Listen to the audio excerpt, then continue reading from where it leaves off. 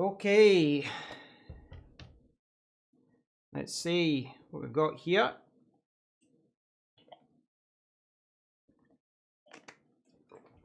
Live. This is what it's all about. Going live, seeing what's happening, taking it from there. I can hear myself. That's what I was trying to hear. Hey Saucy, good to hear you. So I was just doing my usual kind of checks there, because every time I try to do a live stream on YouTube, they change something. They change one aspect of live streaming. I'm all for improving the way that it works, but it does mean that every time that you go on, you need to double check that you're setting it up the right way. So thanks for tuning in, Saucy, and anyone else who tunes in today. The live stream today is more of a catch-up, but also we'll be talking about a few different tech things, etc. But mostly it will be a catch-up, and the topic of conversation will be swayed by the questions from subscribers, from you guys, basically. So if you ask me a particular question about something, then the discussion will go that way. One of the reasons that I wanted to do a live stream today is because I've not done one in a long time. So I wanted to explain why, and I wanted to catch up with everyone. And I will be doing more. Videos in the future.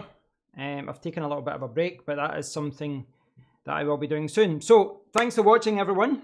Thanks for everyone that's tuning in. As far as topics go, like I said, I will be swaying, between what's, who turns up, what someone asks, etc. And that could dictate what we do in the discussion, how long the live stream is as well. I have, if I bring this up, I have brought up Engadget, GSM Arena, Giz China, these stupid things about asking you to subscribe.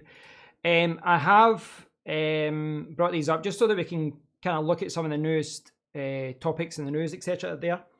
The Nintendo Switch, the OLED, is one that I would like to talk about today. Saucy, thanks for bringing that up. I can bring that up just now. Let's see if it brings up the official website. It should do. So this is Nintendo UK. Everyone wants to see the cookies. They all want the cookies. So as far as that goes, I mean, I guess I'm the same as many other people who saw the announcement of the Nintendo Switch Pro that they're calling it, or Nintendo Switch OLED model, I think is the official name, not this Nintendo Switch Pro.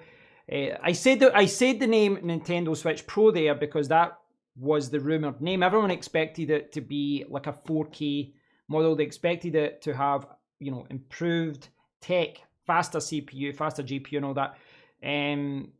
They've made a couple of fixes, but the big selling point here is the OLED screen, which does look fantastic, granted, but I don't know. I don't think there's enough reason for me to upgrade from the original one. Yeah, that's the thing. So, I've got the original Switch and I love it. I play. I mean, at the moment, I'm pretty much exclusively playing Breath of the Wild because I'm about 75% of the way through it, and I've not blitzed it. Like an hour here, 2 weeks later, another hour, which is why it's taken me so long to complete. But I normally play it on my big TV rather than as a handheld. And I don't know, I mean, what do you guys think about the Switch? I think the default Switch, not the handheld version, I think the default Switch as a handheld, it's quite clunky. It just feels too long and it just doesn't feel nice in the hands to play with. Certainly when compared to like a 3DS or the other Nintendo Switch, which if I click here, I can show you the Nintendo Switch Lite that I'm referring to. And that's one of the things, I think if you were only going to be playing it in a handheld mode, then the Nintendo Switch Lite makes more sense. It does make more sense. And I like the upgrade to OLED, but I would have liked to have seen the handheld getting OLED and then seen the default Switch, maybe even if it, it kept the regular screen, but they improved the tech in that model, even if it meant it was thicker. But I think if you're playing on your television and all that, you want a more powerful system. Granted, I do realise that they have to weigh up, you know, a few different things as far as if they make one model more powerful than the other, then, you know, it means that game compatibility and all that starts becoming an issue. I don't know. I mean, at this time, I don't see myself switching because I don't play in handheld mode a lot. I generally, 95% of the time, I play on the TV. Saucy Ultra, if you have OLED, QLED, or anything equivalent to that, TV or monitor, it's not worth upgrading. Yeah, I mean, I don't have an OLED television. I don't. But I just think playing with the Nintendo Switch Pro controller is so much more enjoyable than playing with the handheld itself.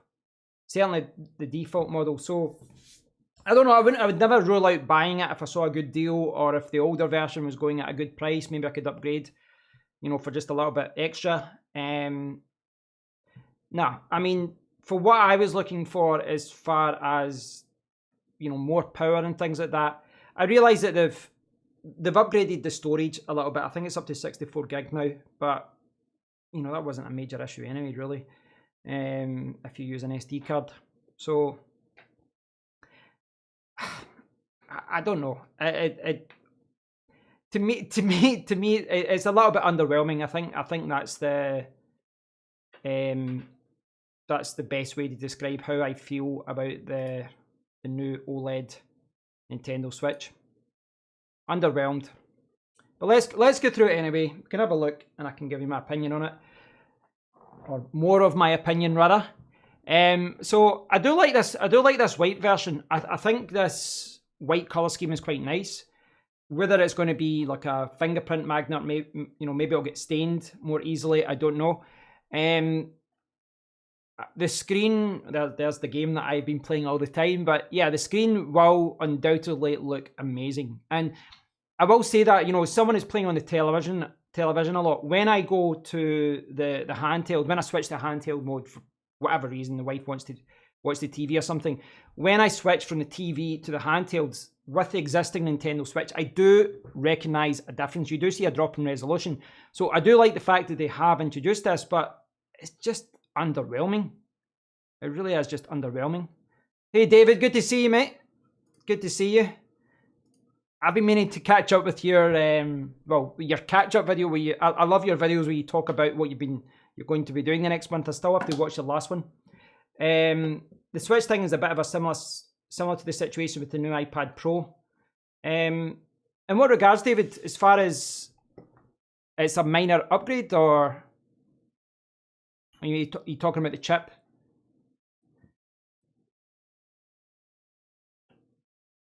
Yeah, they've improved the stand. That's something else they've improved, which, you know, you know what? I really should have brought my Nintendo Switch up for us to have this discussion, because it's sitting downstairs in my living room. The wired LAN port. I guess, see some of these things, it's a minor upgrade, yeah. Well, that's the thing, David. Like, some of these things, like, I recognise why they didn't put an OLED screen in the original version. You know, maybe the prices of OLED screens were quite expensive then. That's fine. But there's certain things like a wide adjustable stand, a stronger stand. Why was that not in the original version? You know, surely during testing they realised that, you know, the one with the Nintendo Switch is quite weak. And the other upgrade here, a wired LAN port. Why was that not in the original? I don't understand. Why was that not in the original Nintendo Switch? I mean, even if you go back to the late 2000s with the PlayStation 3, etc., they had Ethernet ports. And this was getting released 10 years later and it didn't have an Ethernet port. So it's kind of strange that they didn't have that in the first release. You know, now they've got it in the second release. That's all good. But again, like the stand and Ethernet port, it just makes me think, I guess it highlights the limitations of the original version. And it makes you wonder why they released it with such limitations. 64 gigabyte internal storage. Upgraded the speakers. That's all good. I've always thought the speakers on the original Nintendo Switch was okay. I didn't have any major complaints with it. but it's good that they've upgraded it. Joy-Cons. Oh my god, like Joy-Cons, what do you say about Joy-Cons? Joy-Cons are they're a fantastic idea. I'll say that. And I love the idea that if you're on a train, you can hand someone the Joy-Con, etc. But in practice, they break really easily. And when you're using them with the Nintendo Switch, like, you know, a controller at each side, they're terrible for playing games. Like, terrible. Like for example, I downloaded the Street Fighter, it's like the Street Fighter Anthology game. You know, you've got all the Street Fighter 2s and Street Fighter 3s, etc. And with the Nintendo Switch Pro controller, it's fantastic. When I play it with the handheld, it's just terrible. You know, it's just terrible because of the Joy-Con controllers. So I'm not a big fan of the Joy-Con controllers. I think they're a great idea, and you know, on paper, but I don't think they've been implemented well. Plus, I guess one of the things that's always annoyed me about these is this is more, you know, those two little Joy-Con controllers, they're about £60 in the UK. They're more expensive than a regular controller. So, I don't know. There really isn't enough to upgrade there for me. There really isn't. I do realise that every upgrade is a worthwhile upgrade as far as the screen and the storage and the stand and all that, and Ethernet port. I just don't think there's enough there for existing Nintendo Switch owners to upgrade. If you don't have a Nintendo Switch right now, then obviously, well, depending on price, but I would try and gravitate towards the version that has OLED. David Harry, I use the iPad like you use the Switch, connected to the TV monitor, treating it like a console. The latest iPad Pro M1 was supposed to be a major upgrade, but the previous 2020 is better for games. Oh, is that just down to compatibility as far as which games actually work with the M1 chip? That's something I hadn't really thought about. I've not used. I've got an Apple iPad, which I'll be honest, I use it for browsing the web, ordering things from Amazon, and playing music or watching videos and Netflix, etc. I don't really use it for anything productive because I do find it quite limiting. Even when you put like a wireless keyboard and that to it, I've always found the iPad quite limiting. If they had, you know, what I'm looking for, and certainly I'm still surprised. Well, I'm not surprised. What I'm looking for is an iPad that's got Mac OS on it as well. Now, this is an area where I think Windows has really got things right with the Surface Pro range. So with the Surface Pro range, obviously, it's a tablet, not a great tablet because of Windows, but maybe that will improve with Windows 11. But it's a tablet. You attach a keyboard, then it's a laptop, and it's productive because of that. I've got a Surface Pro. Kind of, because my wife uses it all the time and I don't really get a chance to use it anymore. But Dell's come out with a Surface Pro type of computer, and there's a few other companies like Lenovo that are doing it as well.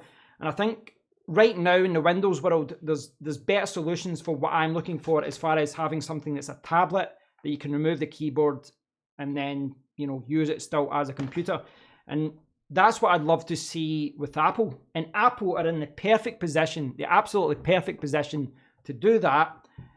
But they haven't, because they realize that so many of their customers have an iPhone, an iPad, and a MacBook, or MacBook Pro, whatever. So they know that most of their, there's a certain percentage of their customers has got a phone, a tablet, and a computer. And if they created a tablet that was also a computer, then they're kind of competing with themselves and maybe cutting into, their bottom end or the top end, I guess. I think that's the way you say it. The latest iPad is overkill. David's saying the iPad and the Mac OS, it won't happen. This is why the iPad will always be frustrating, especially as the latest iPad Pro is the same CPU as the Macs. Yeah, I mean, and that's what, when I saw the Mac, the M1 chip, the biggest thing that put me off that, getting the first version, because I was really keen on getting the one that you got, David, the Mac Mini.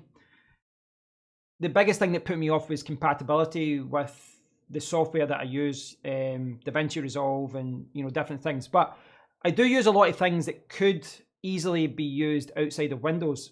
Games are probably the biggest thing, but for a laptop, it's less of an issue, I guess. but I'd love to see an iPad MacBook, an iPad MacBook hybrid. I'd love to see it, and I'm not going to say they could charge anything for it, because obviously at a certain price point, if this theoretical iPad MacBook hybrid was too expensive, then I'd just look at the Windows world and I'd say that, you know, you've got your Surface Pro range, you've got Dells, you've got Lenovo's that are 2-in-1s. The problem with Windows obviously is that as a tablet, it's really poor. There's just not enough apps. That, you know, it's just from a software point of view, it's terrible, and it still is. And it has been for years, and they haven't done enough to tackle that. But yeah, we'll see what happens. But how's everyone been anyway? How's everyone been? I'll explain what I've been doing. There's nothing exciting. But as far as why I've not, in fact, I need to look actually at what when my last videos have been, because I've been very sporadic with my videos the last few months. I think I've published 2 videos in June. That's terrible. But 2 videos in May, 3 videos in May. That's just not good enough, is it? That's just not good enough. David's saying, I totally agree. An iPad Pro with Mac OS would be awesome, but it will blur the lines for Apple. Yeah, I think that's right. I'd love to see. Yeah, I'd love to see that. I definitely would love to see that. Like this is something I was going to do a video about this a few weeks ago, but this is something that I guess has been on my mind a little bit. If you max out everything in the iPad Pro, if you convert it from pounds to dollars, we're basically paying approximately $3,000. Yeah, that's the thing. The iPad Pros are still quite expensive. I bought the iPad Pro 2018 version, and I bought it like 2 years later, and I got it for like £320. When, you know, brand new, it would have been like £750. I still think second-hand iPad Pro is an excellent buy. Whereas brand new, you start thinking, I'd maybe get more for my money elsewhere. For example, I get a Xiaomi tablet or a Samsung tablet and still have enough left for a Nintendo Switch instead of getting that iPad. But this is something I've been thinking about recently, because I've been thinking about getting a gaming laptop. So as I had a gaming laptop with a 2080 in it, the Alienware M15, and there's been like 3 or 4 variations. They're on the 4th generation of that now. And I sold my old one in January, and I thought, right, I'll buy another one soon. But I've been looking at it, and what I'd ideally like to do is replace this one with something that's a gaming laptop. But it's, you know, it's hard to do that without sacrificing something, because what I like about this is 13.3 inches is fantastic for typing. You know, it's just got the perfect size where it's like 1.2 kilograms. It's very light, battery life's pretty good, and it's just great for typing on. But most gaming laptops, most of them are 15.6 inches, and then you get to that larger size, you're less likely to put it in your bag when you're going somewhere. It's more cumbersome to use. So I've been looking at 14-inch gaming laptops and looking at lightweight 15-inch gaming laptops. They are very expensive though. I don't know. I mean, this is the problem in tech in general, where you're trying to find the one device that does everything. You know, if you could, you know, previously I had my iPad, I had this for like writing and doing my website work, and then I had my gaming laptop, and then I had my computers. But really, if I could use one device for gaming, for writing, and for my tablet as well, then it would suit me. You're looking for that.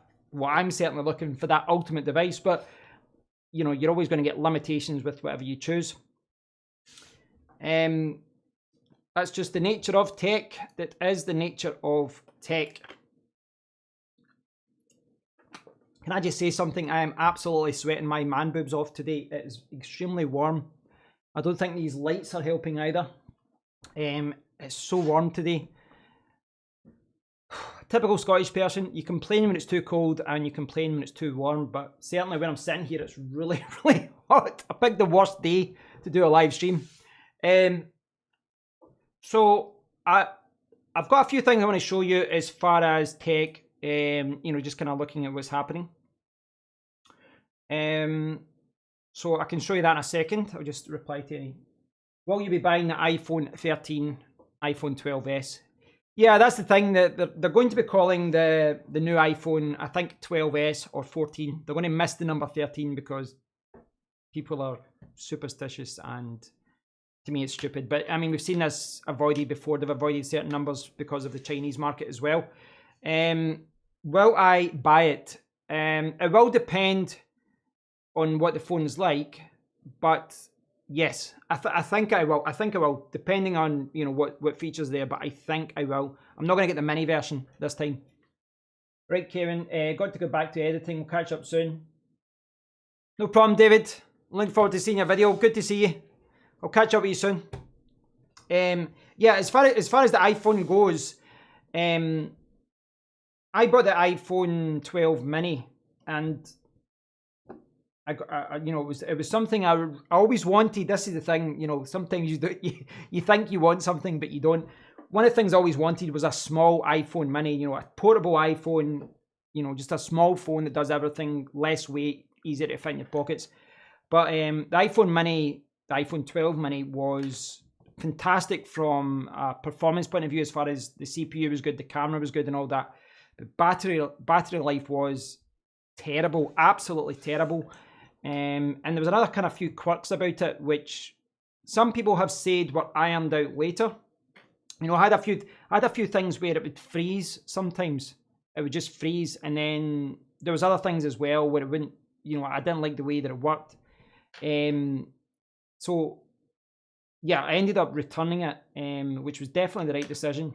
But I think a lot of other people have kind of had the same feeling about the iPhone 12 mini, because from what I've read, it's one of the lowest selling iPhones in the last few years, and I think they stopped production of it so that they'll just sell the existing stock of it. And I don't think there's going to be an iPhone 12s or iPhone 13, 14, whatever.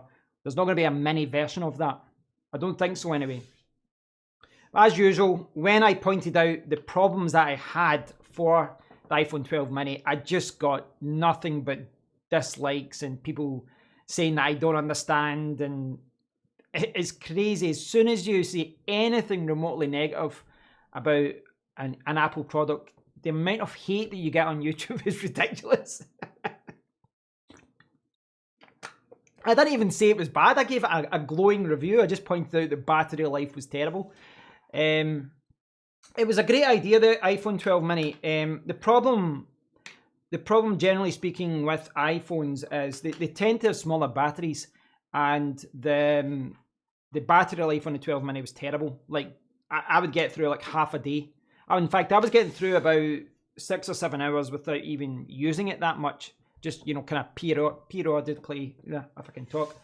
Just using it every now and then, like, because I was still using my other phone as the main phone, and I would use the iPhone just testing it, using apps and games just to test things, and the battery life just kept going down and down and down. So from that point of view, I think it was quite disappointing.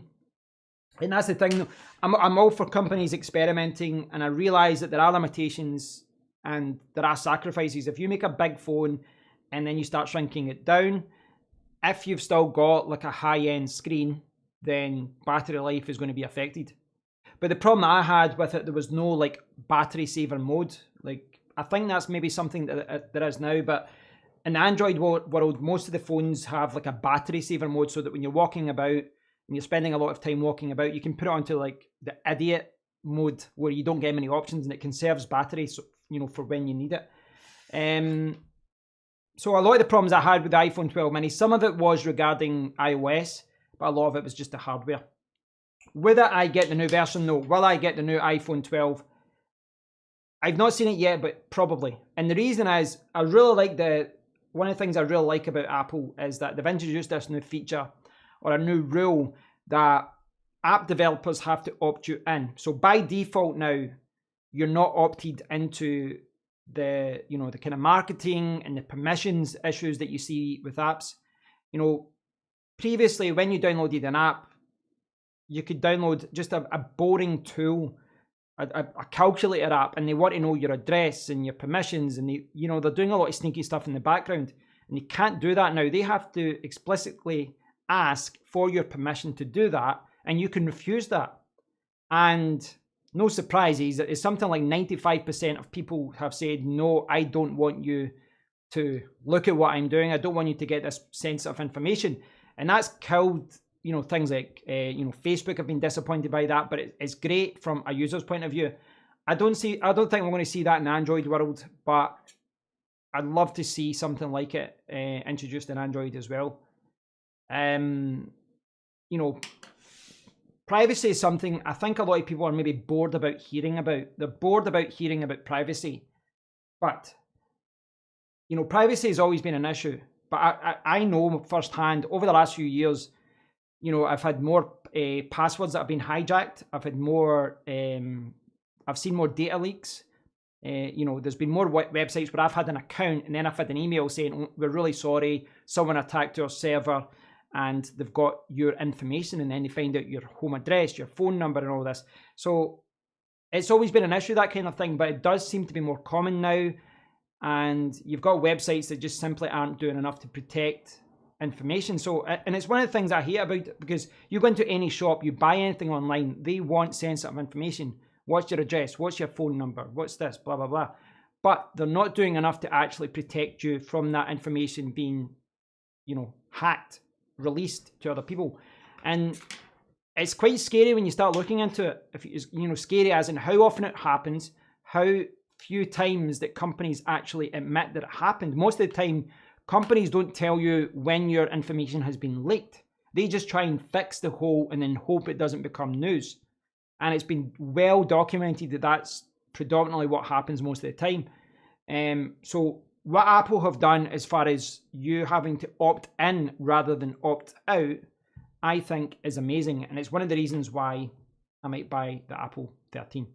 If I'm going to buy the Apple 13, 12S, 14, whatever it's called, if I do buy it, I'll probably gravitate towards the larger version.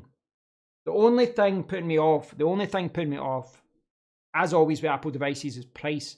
The prices of iPhones remain ridiculous. With Xiaomi, a Xiaomi phone that gives you very similar performance as far as, CPU, just general usage and the camera and video recording, etc. You can get one of those for about a third of the price.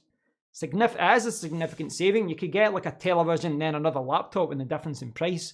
So it's always something to weigh up.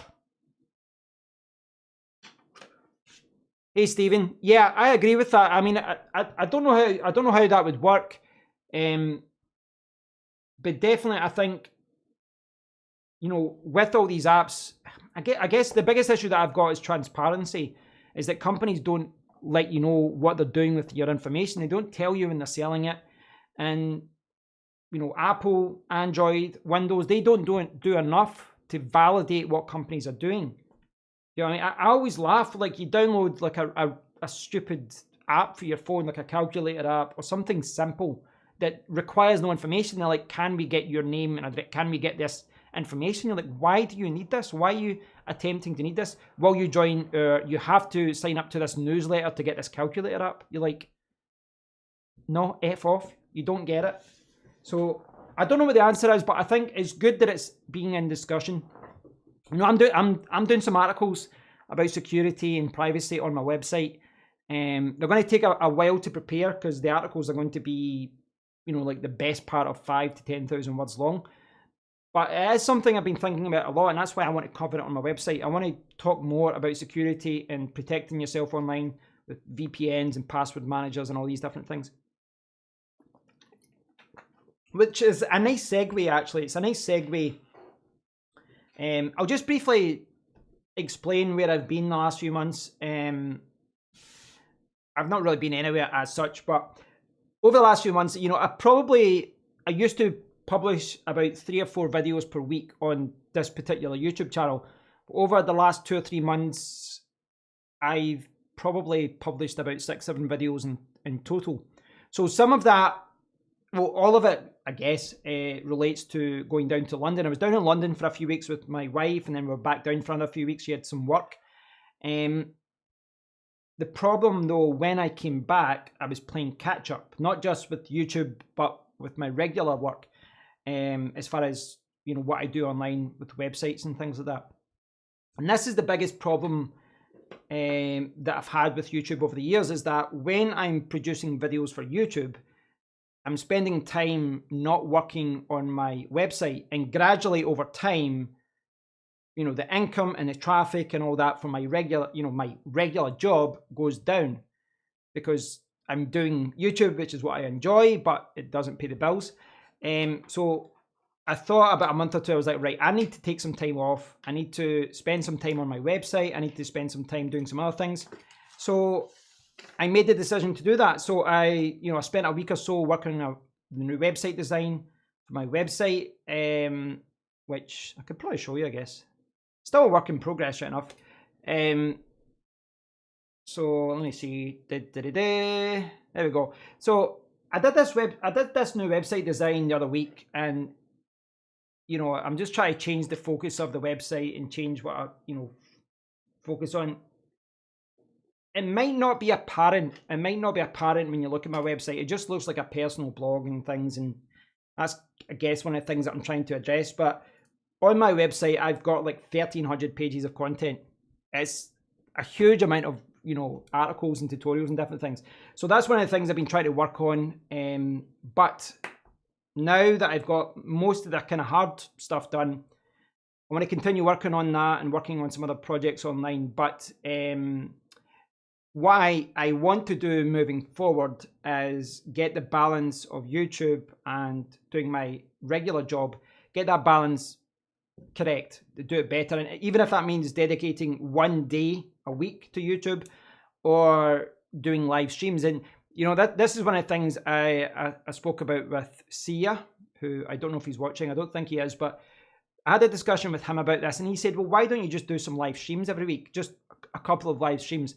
So that's another option. If I can't get through the reviews and different videos that I want to do, one thing that I can do is just switch on the camera and do a live stream.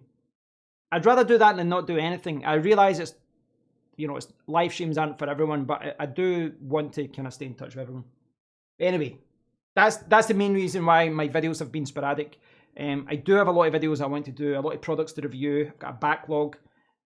I've not lost passion for being a YouTuber or anything like that. It's just hard to juggle, you know, having a house, paying the bills, and also doing YouTube videos. And my YouTube channels are not at the point where I'm making enough to do it full time.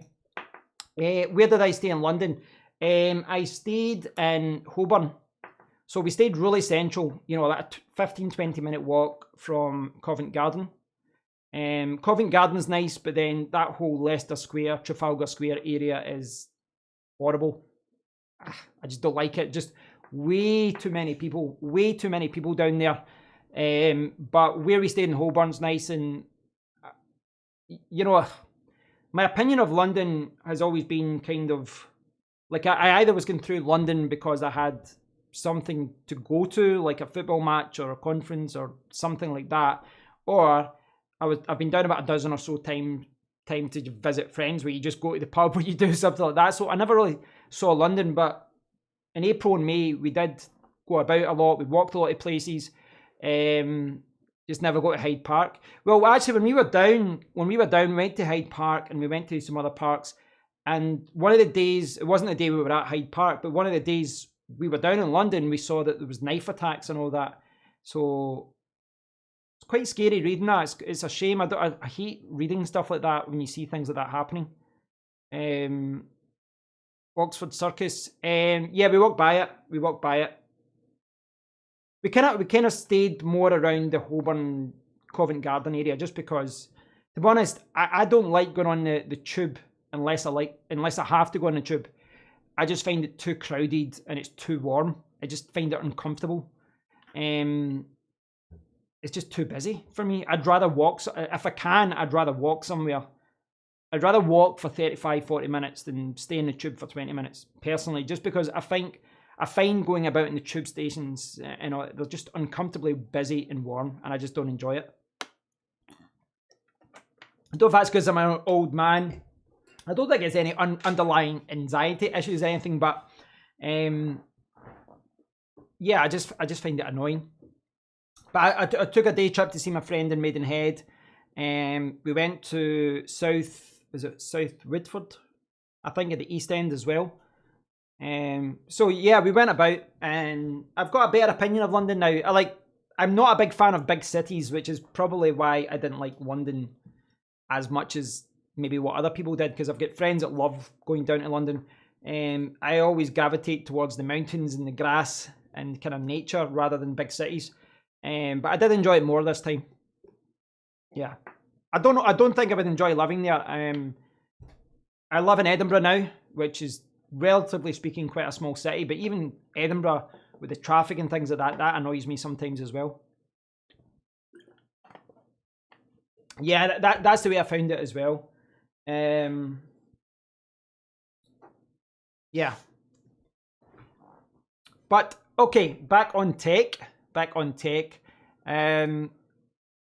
So what I normally do when I'm in my regular routine is I read tech articles a lot, and then I start taking notes of, right, I want to talk about this article, I want to talk about this topic. But after months of not doing a video and not doing a live stream, I stopped taking notes. So I just want to go through some of the news websites, and we'll just see if there's any articles. So let me know if there's any topics here that are interesting to you, and we can talk about it. All right, okay, East London. I thought we went to South Woodford, I think it was called. That was quite nice. Right. So let's do a quick browse around some news websites, and we'll see what's there. And this is yeah, we'll just see what's been happening. There's been a lot of interesting stories recently. But you know what it's like in the tech world. There's about 50, 100 additional stories every single day. Okay, let's see what we've got here. Call of Duty Warzone is getting its first objective-based mode. Now, I want to check that out. Google Pixel 4 drops to an all-time low. Okay. France finds Google good. Generally speaking, if they're going to get charged, I'd say good, because big companies do abuse their position. I don't know what that's about right now, so maybe I'm jumping to conclusions.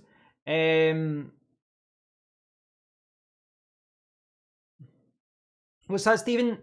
Just to go back to what you're saying, Stephen. My wee girl has burned out the battery on 2 iPads. I've traded them, and they're not that old. Which version was that, Stephen? Which version of iPad? The reason I'm asking that is I've got the iPad.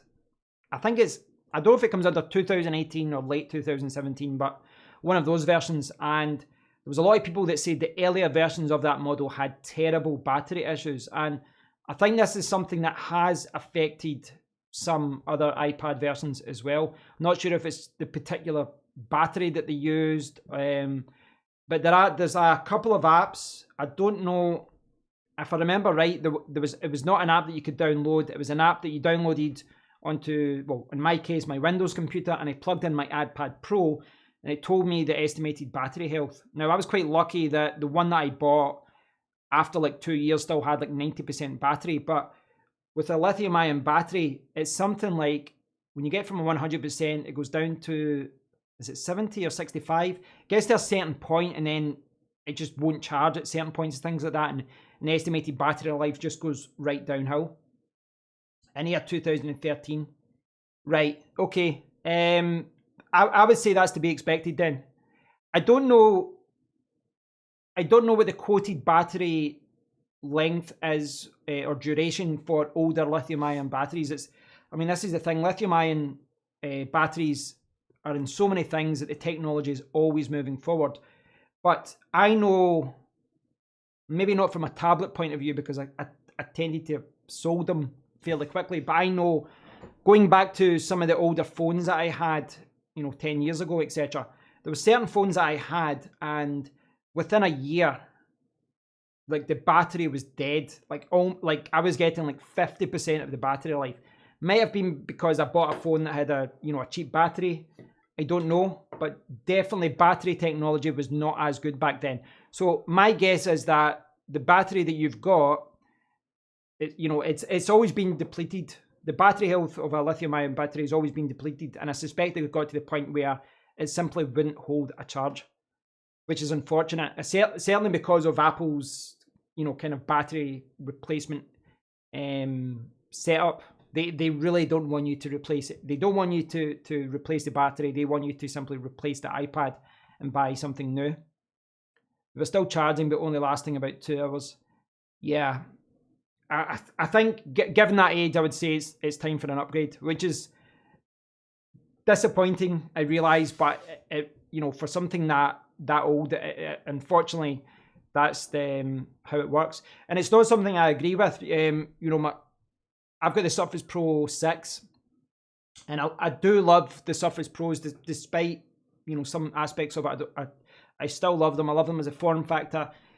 My wife has stole that laptop, but one of the biggest issues I've got with the laptop is that when that battery dies, if I can't get the battery replaced, then the laptop has to effectively be thrown out, which is ridiculous. Absolutely ridiculous. But certain companies, I suspect Microsoft will be them, that if you want to replace the battery, they will quote you something ridiculous. They'll quote you something like £300, £400 to replace something that's worth 200, at that point. So it makes you, it forces you to upgrade because it's not worth it. What smart is that you're wearing? I'll show you if I can. I've not put my overhead camera on. Hopefully this is. Is this here? Is it going to pop on? Right, so what I need to do for very, very quickly, if you can hold, the screen is going to go black for a second because I need to do this. The audio might go for a half a second, so I apologise.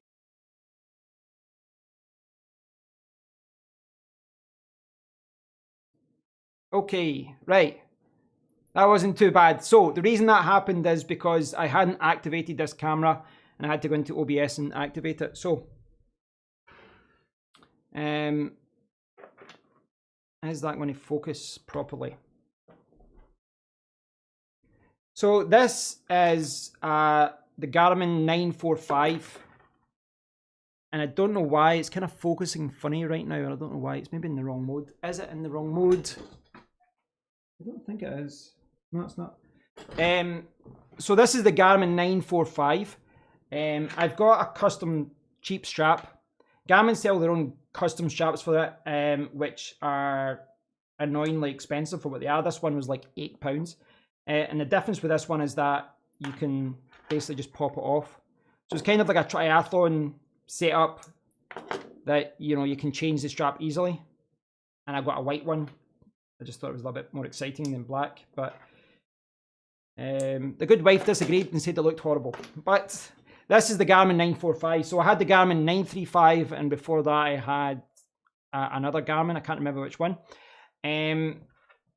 This has been great as far as what I can do with it, etc. So this one,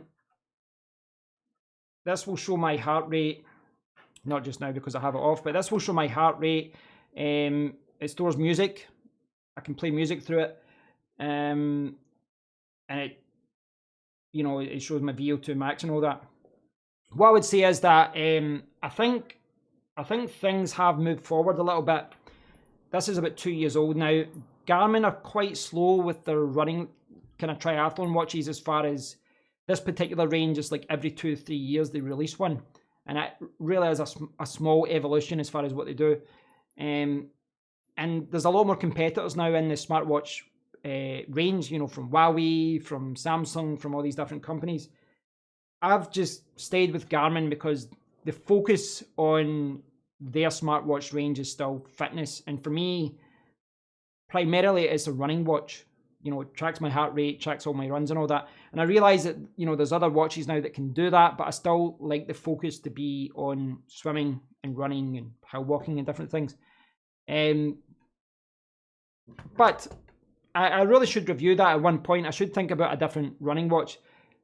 I have been looking at different Garmin watches though, like triathlon and hiking watches. They've got some ones now that've got battery life. It's like crazy. Even if you're running, it's like 90 hours or it's 2 weeks without charging. The Samsung Active Watch. Oh, okay, nice. Like I actually had a discussion about this recently with some friends, because one friend had the Huawei one. I think a friend had the Samsung one as well. There's definitely some good options out there. Obviously, you've got the Apple Watch as well. I don't like using it as a smartwatch though. I don't want to see messages there from my phone, calls, texts, emails. I'd rather just do that through my phone. That, you know, I'd rather just conserve battery life for the kind of fitness side. But yeah, it's been good for me. It's been a good good little watch for me. I'm definitely going to look at some other Garmin watches in the future though. Maybe something I'll revisit in a few months. I saw some of them were on sale during the Amazon Prime Day. That was the word that I was looking at. Right, so I'm just going to get another few articles here and we can look at them. Okay, so I want to show you that. I'll point that out. Super Mario theme. Crypto farm with thousands of PS4 Pros. See if people knew that they can mod a PlayStation 4 in order to mine cryptocurrency. They would be even there'd be even fewer of them out there.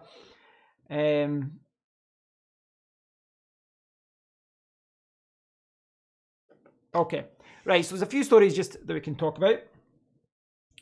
Let me see. Okay, so Call of Duty Warzone is getting its first objective-based mode. Payload sees 2 20-player teams fighting over a fleet of trucks. Nice. Do any of you guys play Call of Duty Warzone? So I've got Warzone on this computer, and you know I've got it on battle.net, but I've also got the Xbox Series X, which I've been playing on recently, and going from playing games on the PC to the Xbox Series X, you do lose something. Like I'm losing a few frames per second, but you lose the kind of field of view that you get with PC. But I do like the Xbox Series X. I love how quick it is to switch between games. Payload splits players into 2 teams of 20. Oh well, interesting. I'll need to share that with a friend. You'll want to know about that. Google Pixel 4. So, I mean, the Google Pixel range. So I'm sure. Awful Warzone. I'm not too bad. I've got a few wins. So as far as the Google Pixel range, it's one of the phones that when I used to do live streams a lot and we'd talk about smartphones a lot, Google Pixel is one of those phones that people ask about a lot. And on paper, I've always loved the idea of Google Pixel phones because, you know, they don't have bloatware. It's just pure Android, no messing about, no custom apps that you can't remove, no Samsung Bixby, nothing like that. It's just pure Android. But what they did was they changed it when they changed from the Google Nexus range and they changed to the Pixel range. They bumped the price up, and the last few Pixels, like certainly last year, their top of the end Pixel had a mid-range CPU, and yet they were still charging like 600 or so. And that is my biggest problem with the Pixel range now, is that it is so overpriced. You're paying a lot of money for an average phone, and you know they went through this spell where the Pixel was, you know, it had the high-end CPU, but it was expensive. It was like £1,000, $900, whatever. It was expensive, but it did have the high-end CPU. It got many Camera of the Year awards, but it was expensive. Now they're saying here that it's dropped down to $400. Now, I'll need to check pricing, but my guess is that's still overpriced for what you get. Still overpriced, and that's the thing I remember as well. By the time that Google dropped the prices of their, you know, the 4A, the Google Pixel 4, etc. Google 5, and then it says the premium Pixel 6 is coming. By the time Google dropped the prices on these phones, there's so many other phones out with new CPUs, with more efficient CPUs, more powerful CPUs. It just isn't a bargain. It really isn't. I mean, I do still love the idea of having a Pixel phone because, you know, no bloatware, they are good little phones, etc. And the Google camera is obviously great, but yeah, it's just underwhelming because of the price. And it's one thing I can't get away from. It's one of my pet hates actually, as far as YouTubers go, or just watching other tech YouTubers. It is annoying sometimes that price is not something that they talk about. Like, they're talking about phones that retail for over $1,000, and it doesn't even come into the equation that it does cost $1,000. No, they are great phones, Stephen. They are. It's just the price. It really is the price for me. The price to performance ratio is pretty poor. In fact, at that price range, I mean, if you look at the price of the Pixel 5 last year, in fact, I can go and check that just now. The Pixel 4 XL, $285 on Amazon. The Pixel, certainly if you go to the official website, I'm sure the Google Pixel 5 was $600 when it came out last year. Might be different now. So you get Google Pixel 5, there you go, 600 on the money. £600 for the Google Pixel 5. 500 for the 4A with 5G, and then 279. So that, you know, they've dropped the price there. But if you look at the CPU that they've got, is it going to tell you? There you go. So you've got a 765G in these two, which is a good, you know, it's a workhorse. It's a middle, I guess, mid-range CPU. It's not a high-end CPU. It's not a Snapdragon, 888 or whatever the newest one is, or 888 Plus we're starting to see now. It doesn't have a high-end CPU, but they're charging £600. At that price, I think you're better getting one of the latest iPhones. I really do. I really don't think that is a good deal at all. It's too expensive. It really is too, for what you're getting for that CPU, for that performance. Yes, it will have a decent camera, but it's way too overpriced. To me, that Pixel 5, looking at what's on the market today, I would say that should be $299. I think that'd be, and even then, you will find cheaper alternatives that use the same CPU. The same CPU, the same performance, the same battery size, and they'll be cheaper. Yeah, so it's underwhelming for me, and it's hard to recommend it because of that. One of the things I would say as well, if you look at all the reviews of the Google Pixel range over the last few years, the Pixel, 1, 2, 3, 4, whatever version you're looking at, they always rave about the camera. They talk about how good the phone is. The Google Pixel camera works so well with the Google Camera app. And it's one of the selling points of the phone. But what they don't really talk about as much is that from a video recording point of view, it's always been quite average. It's always been quite average. And for me, I don't know about you guys, but for me, most cameras now on phones, most of them are pretty good. As far as from one year to the next, there are improvements, but it's not like day and night. Whereas with video, this is still where we need to make improvements, certainly in low light, and certainly when it comes to resolutions and frame rates.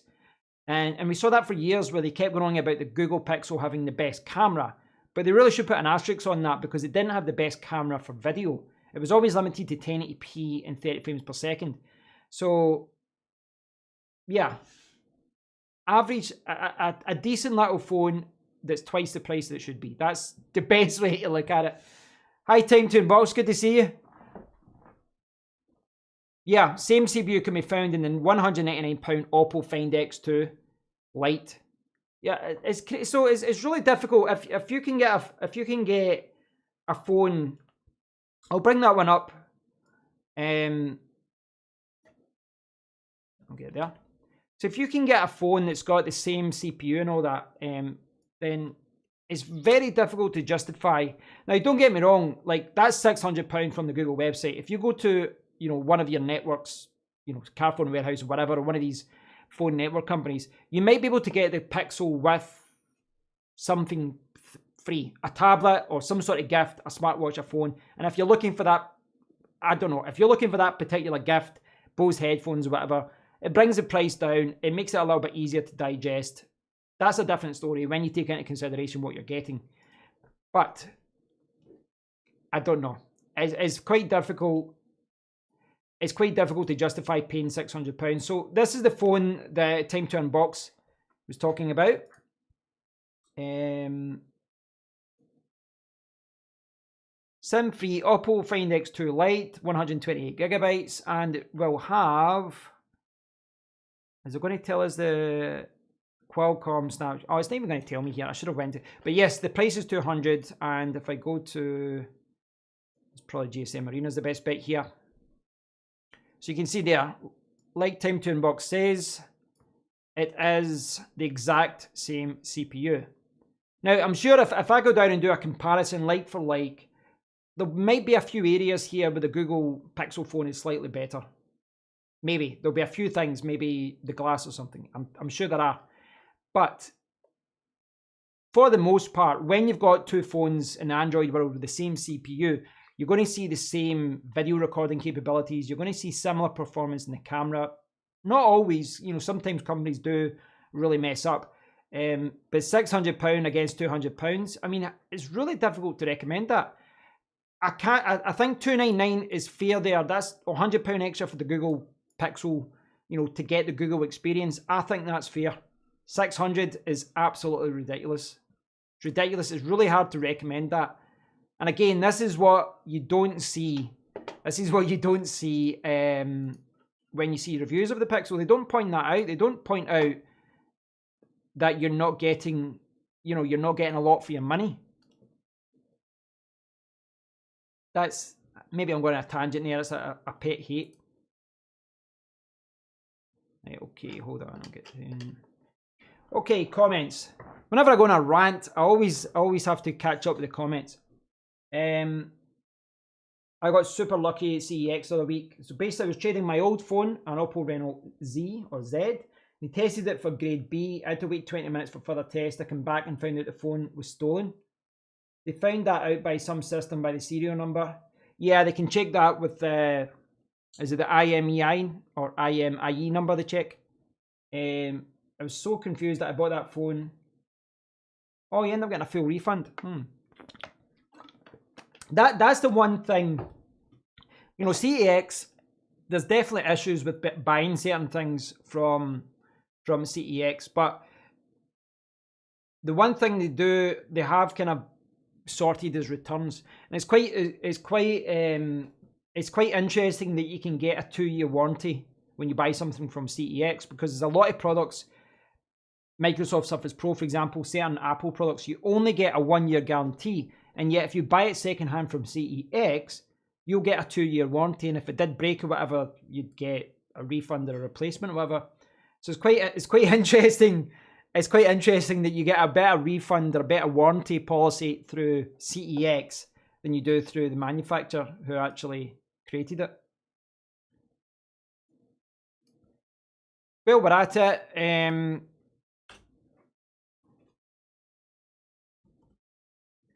We'll just post this here. So while we're at it, show some love to Time to Unbox. He's more knowledgeable than I am when it comes to smartphones. He's buying phones all the time, and he's been reviewing a lot of phones, mystery phones as well, on his channel. So show him some love. He's still growing his YouTube channel, and the first 1,000 subscribers are always an absolute pain in the ass. I can vouch for that. So show him some love. Give him a subscription. We've been reviewing a lot of Xiaomi phones recently. I do apologize. I've not been watching a lot of tech videos the last couple of weeks because I've had so much work. Every time I open my laptop, I always end up catching up doing different work. Even this morning, I was going to do this live stream this morning about 11 o'clock, and then I opened my laptop at 10:30, and that was me till like way past 3 o'clock. I was just like, oh God, is that the time? But that's what happens. That's the joys of being an adult. So Steven's saying, I got a OnePlus 8 via Global Central back when you could. Took a punt on a Chinese version with the English ROM. Was £450 being an Ace phone. Nice. I don't think I've used them Global Central. That's the thing, that there are you know, Chinese marketplaces. My experience with them has been quite mixed. You know, I've had some of them certainly on release dates, because I've taken a chance with a few companies and I've bought something on release day from the official marketplace, and then after they've taken like £600, £700 from my account, a month later the phone hasn't even been shipped. So there are some instances in AliExpress and different places where I've kind of lost out, and the problem in the marketplace is that you have to think about who you're buying it from, the actual individual seller. But there are some good Chinese companies you're dealing with. Certainly when it comes to cameras, if you guys are ever looking for a camera, there's a few different camera companies that give what's called grey imports, where effectively they're official cameras from Canon and Fujifilm, etc., Sony, but they're bought in Hong Kong, and Sony and Canon don't want you to buy them from another region, but you can get them imported from Hong Kong, etc., and you save quite a lot of money, but your warranty will be with them. But my experience so far with the 2-3 camera companies that I've used from Hong Kong, they've been very good. One of them, they sent a Fujifilm camera and the lens was making a funny noise, but they gave me a refund. And I've never seen this with any company, even in the UK. They said, just package it up, and it was within about 3 hours, there was a delivery guy picking it up and he gave me a full refund within 15 minutes. I couldn't believe how good it was. So there are some good companies in the phone world as well that you can get, you can get good deals. eGlobal Central are gone now. You know what? Thanks for telling me that, but I did not know that. Stephen, see when you said Global Central, I did not put 2 and 2 together that you were talking about eGlobal Central. I honestly did not realise that. So I've used eGlobal for about, I've probably used them for about 6 or 7 different things. I bought an action camera there, the Sony action camera that I've got. I bought a couple of phones there. I recommend them to a few people as well, but I've probably bought about 7 or 8 different things from there. Hey Floody Sins. Yeah, I'm good, man. I'm good. Just catching up with everyone. So as far as eGlobal, I want to just see what it redirects to. So I've bought a few things from eGlobal. We regrettably inform you that we've closed down. Wow. So what you're saying is Ultra Online. Do you know what the backstory is about that? As far as, are they going to redirect me here? Nah, they've closed that down as well. I wonder what that is. I know, and obviously there's a lot of things going on in Hong Kong. Yeah, I don't know what's going on. For the most part, I read a lot of scare stories about eGlobal, which is why whenever I talked about buying something from eGlobal, I put an asterisk and I said, listen, my experience so far has been good, but there has been a lot of people that said that they've had problems. The only problem I've had was that they were lying about one of the deliveries. They used to do this thing where they would just make up delivery times. So they would go around this, like they would say, you check your tracking status of, in fact, I bought a Canon lens from them years ago, a couple of Canon lenses, and it would say shipped, and it would give you a fake tracking number that you couldn't use anywhere, and it would say shipped in Hong Kong, in transport, and then it would just go landing in it, and they would just start making stuff up. Like they would actually make up just random tracking updates, and then eventually, about 3-4 weeks later, it would say arrived in the UK, going to deliver in 1 day. So when I asked that about this event, one of them, I think one of the lenses, they kept promising me via feed, the support ticket, they kept promising me that it was going to arrive that week, and I had to get it that week before I went to a conference. And eventually, I think I got a refund. I just went through the PayPal refund. It hadn't even been shipped. That was the thing that annoyed me. I kept saying, I was like, listen, if it can't come for a few weeks, that's fine. Just tell me so I can order it somewhere else, or I know to wait, and I know, to have someone in the house. But they're like, no, it's been shipped. And then I cancelled it and there was no delivery. Just a complete lie, complete fabrication. Brexit.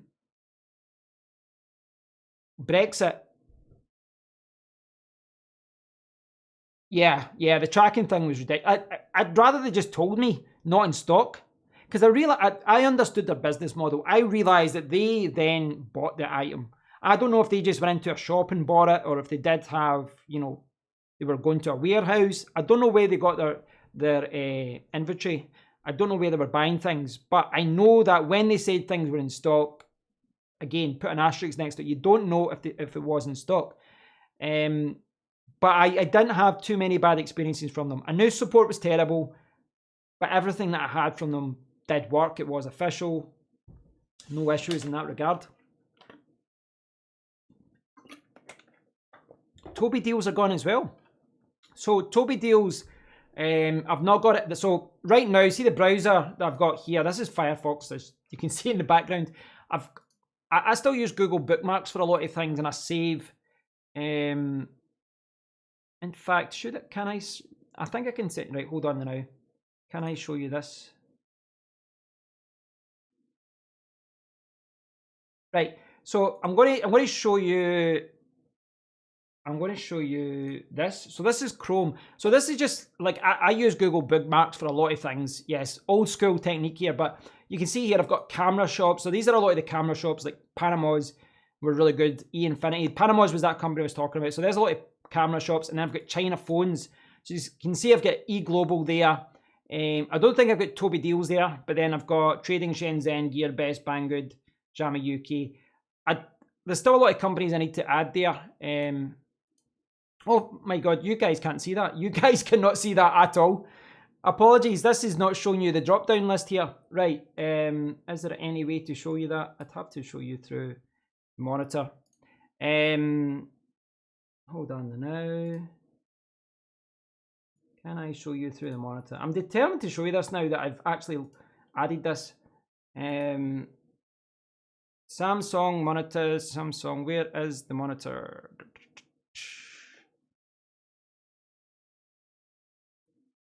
Hello, can you see that? Yes, you can. Right, I'm determined. I know you probably don't even care at this point, but yes, there's all the camera shops. I've got the most bizarre resolution going on there. I don't know what's going on. I've got all the camera shops there, and then I've got China phones and all that as well. Yeah, so I need to update that list as well. Official websites. It was a long way to show you something that you probably didn't even care about, but I got there in the end. I did get there in the end.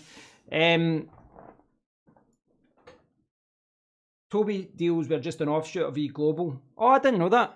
Try GizTop, Wanda Mobile, two pretty good companies to deal with. Right. I'll check those out just now. That's the thing. I've not actually bought any phones in the last few months. I've not really been looking at it because I spent a lot of money. Buying hard drives. I spent $2,000 in hard drives because I'm going to be building a NAS system, and I bought, spent some money on PC upgrades as well. So it kind of hit my cash, and then I was down in London for a few weeks, and London is just. Every time you go for London, it's like lunch. Even if it's a basic sandwich, it's like £30-40. Your money just falls out your pocket.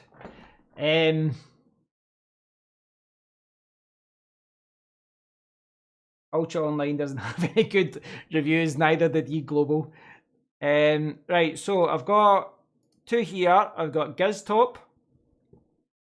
I'm going to copy this as well. I'll add these to the amazing bookmarking list. Which is good because it means I'll remember to see them again. Thing is with Trustpilot, I don't always rely on Trustpilot because companies encourage you to post, positive reviews. So we've got GizTop here, the Mi 11 Ultra. That's definitely a phone that would be good. $945. Let's change that to the Great Poon, the pound. See what it says for pound. Is it going to change it? Is it actually going to change it? Not changing. It's not changing to the pound. There we go. But they've got that. They're really pushing the Xiaomi 11. £703. That's quite tempting though. It's a Chinese version. No, I wouldn't want to get the Chinese version. Have you reviewed this yet, Time to Unbox? Is this one of the phones you're looking to get? I can see you've got the Mi 11 Lite there. So just to clarify, I've got the Xiaomi Mi 10T Pro. When I bought that, it was like the day before the release or the announcement of the Mi 11, but I needed a phone. I wasn't going to wait a month. And Time to Unbox recommended that. I got that for like £400, 256 gigabytes. been great. It has been great for me. It's been a fantastic phone, so I'm glad I didn't wait. But I have been waiting to see the Xiaomi Mi 11 Ultra, you know, coming down in price, etc. 50 megapixel rear triple cameras, 20 megapixel front camera, 5,000 milliamp battery, 67 watt wired charging. Absolute beast. I'd probably wait though. This is the thing. So you guys will know I do like Xiaomi, right? Despite their questionable policy on integrating advertisements into their operating systems over the last few years. Certainly when you buy the global ROM from elsewhere. But there's some fantastic deals on Xiaomi phones. And one of the things I liked about it as well is I bought that for £400. Great deal. That would have been a great deal if I bought it from abroad. But I bought that from Amazon UK with a 3-year warranty. And again, there's a lot of companies, a lot of big companies, and they don't give you more than 1 year as a guarantee. And I mean, it kind of speaks volumes to a company when they don't offer you a longer guarantee. Now, I realize a guarantee, a warranty, whatever you want to call it, it doesn't tell you the full story, because the actual warranty policy of a company can be terrible. Some companies can pick up your phone and deliver it back to you, a new, you know, a replacement in a week. Other companies, you could be out for a month. But what I will say, and I did do a video about this, but Xiaomi, when my Xiaomi Poco, was it Poco F2 I had? The Poco phone that came out last year. When I bought that, it broke 6 months later. I bought it from China, from GearBest or Banggood or something. When I contacted Xiaomi UK, they said, yep, we'll handle the return. And yes, it took them about a month to replace it, but they did replace a Xiaomi phone that was not even sold in this region. So they got some kudos from me from that, I must admit. But moving forward, I would like to buy future Xiaomi phones from the UK if I could. So you bought the Chinese version.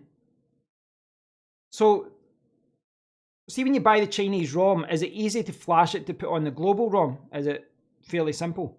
I'll be honest, right, like years ago, I can't remember which one I had, but I flashed one of the ROMs that I had on, which phone was it I had? I can't even remember now, but I did flash the ROM back then. You downloaded like what was it? There was like a Windows app that you flashed the ROM. It wasn't too bad, but I was scared when I was doing it in case I bricked the phone. Right, okay. So basically, like what we're talking about, or what I'm talking about here, is that, right, so when you buy a phone from China, you'll usually buy it, what you'll hopefully get is the global ROM. You'll sometimes get it like here, where it is the Chinese version that you've got, but they've got Google Play installed. Now, that can make it quite difficult because obviously you get it, it's all in Chinese, and you have to flash it yourself.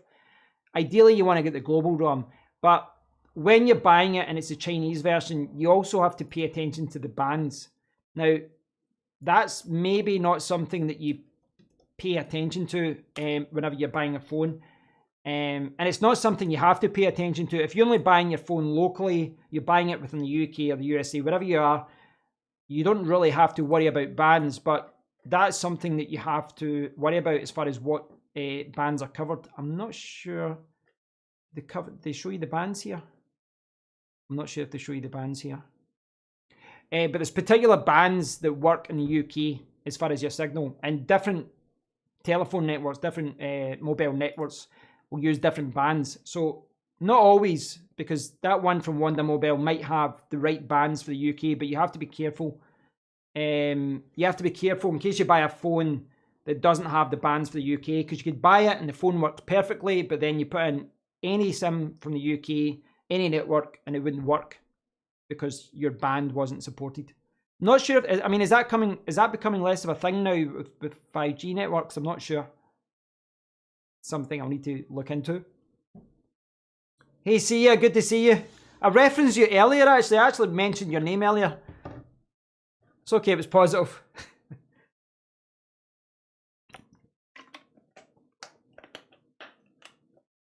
So where are you selling your phones, Time to Unbox? Something I didn't do and just sold it. On Buy seems like a good place to buy gadgets. 4.7 out of 5 stars on Buy.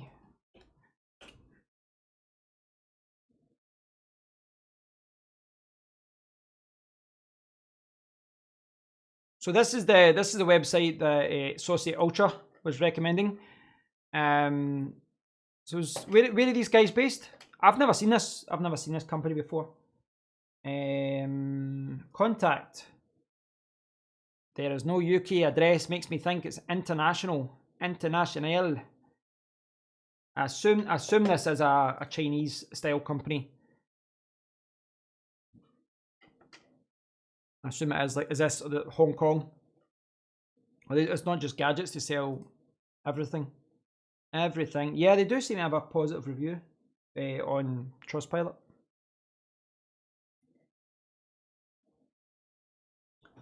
The good thing with the Ultra is it has all bands for all use in all countries. Ah, that's pretty good. Ah, right, okay, so that's why they can sell it with the Chinese ROM and then you can just flash it yourself. Nothing bad about the football. You're the first person to actually mention the football. You're the first person to mention it. Facebook, Spock tend to avoid eBay where possible. Yeah, I mean, I need to. The eBay have changed it because I do buy some things from eBay sporadically, but eBay has been my go-to over the last year for selling random stuff that I don't need anymore. But I'm getting incredibly frustrated. With how bad it is to be a seller there. You've got zero rights. So I sold. It's down here actually. I sold. This is the box it returned in, but I sold my old microphone. So above me right now, I'll show you this just now. So this is my old microphone. And if I change to here, you can see this is what you're listening to just now. This one, right? So it's a small shotgun microphone, little short one. It's better. It's more suitable for what I'm doing right now. And you can see that I've positioned this camera here so that's just out of the shot. But basically the microphone is here. So previously I was using this microphone, right? It's a Sennheiser MK, get it here, Orpheus.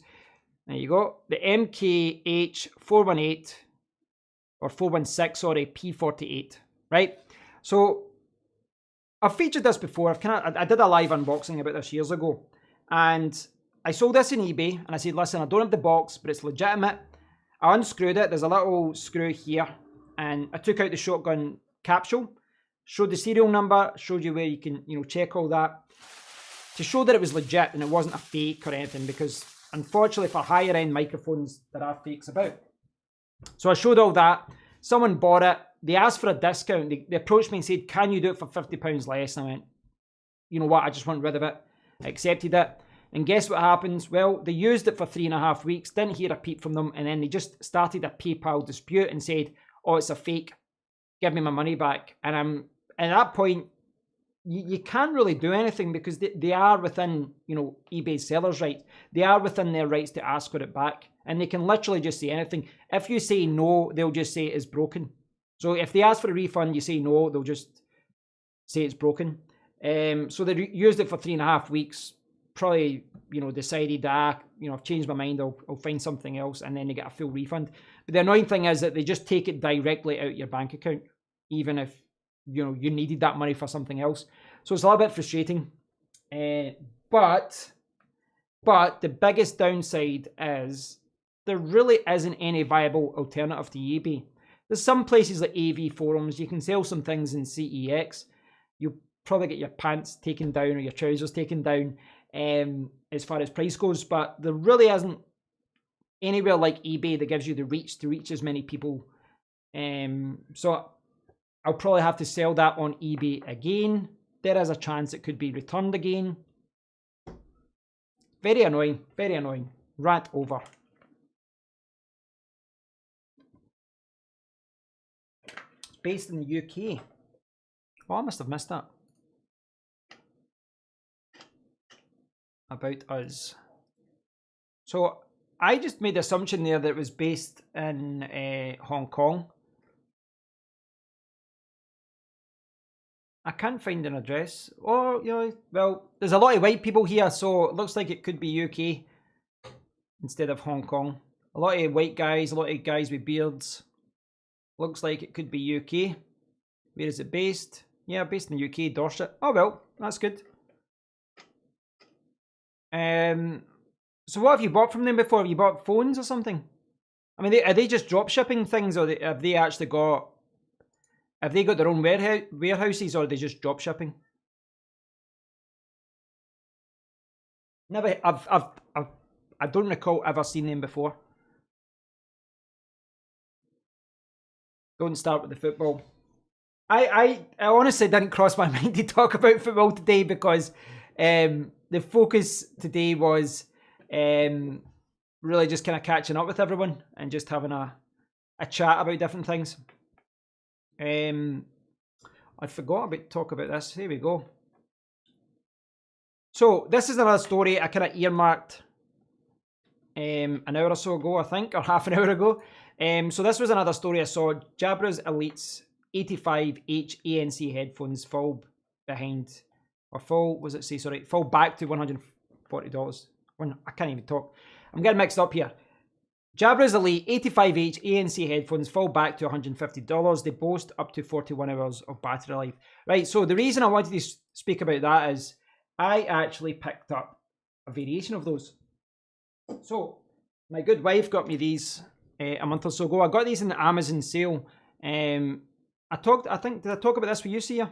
So these are not the 85H, these are the more expensive version, and they do have ANC, they do have audio noise cancellation, but these are the kind of different version. I'll do a video about this at one point. I'll give you my thoughts on it. I can give you a mini preview, a mini preview if I can get things set up here. Keep your AirPods Pro. Actually, I bought small Sony in your ear headphones as well, which are not here, they're downstairs. So here's the Jabra. This is the docking setup for it, and the idea is that you do eventually like that. So this. Have I got this? I've got it completely back to front. Completely back to front. That makes a lot more sense. So yes, you can charge it like this through the docking bay. I've actually not charged it since buying it because the battery life on this is insane. Really, really good. So I was looking at Bose headphones, audio noise cancellation. I was looking at the Sony MX4s. But one of the reasons I went for these is because they're a little bit more versatile, because I sometimes, you know, with my laptop there, there'll sometimes be a situation where I'll need to talk to people. So what attracted me to these is that they do have, sorry if I switch to here, zoom out, it's a little bit too close. So one of the things that attracted me to these is that, I'll put that lighting's maybe a bit brighter there. There we go. They do have fantastic battery life. Like the battery life on these are so much more than the other competitors out there. But what they also have is this here. That. So quite an interesting concept. I've actually been quite happy with them. So I bought them in the Amazon warehouse sale. So they were brand new-ish, as in they were still kind of wrapped up with cellophane and different things, but they've been returned. But the idea is that you use them like this, audio noise cancellation, but watch this, down and twist, like that. So now it's like a proper conference call kind of situation, if I ever want to get a job in a conference centre. Only thing I would say about it is, see this part here, looks like it could break extremely easily. So if I'm ever in a situation where, you know, I drop these, those are a major weak point. But I looked at the Bose, I looked at some other ones. I don't know, these are kind of maybe a jack of all trades, but they kind of ticked a few boxes for me. AKG in 700C. How much are the AirPods Pro? Because I've got in-your-ear headphones, but I've actually been quite happy with the Sony ones that I bought. They were like £50 or so. They were pretty cheap. Right, so time to unbox. You have reject. Right. Oh, those look good.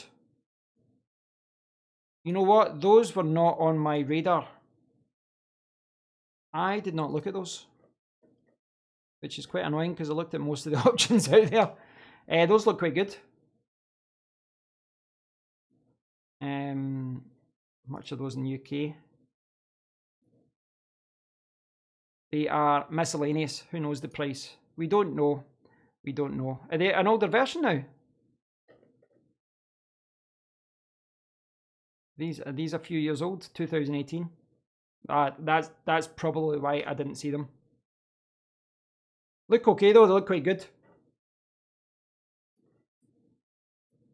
Waiting for the iPhone 13 here. My 8 Plus is getting ancient. You're going to go Apple still?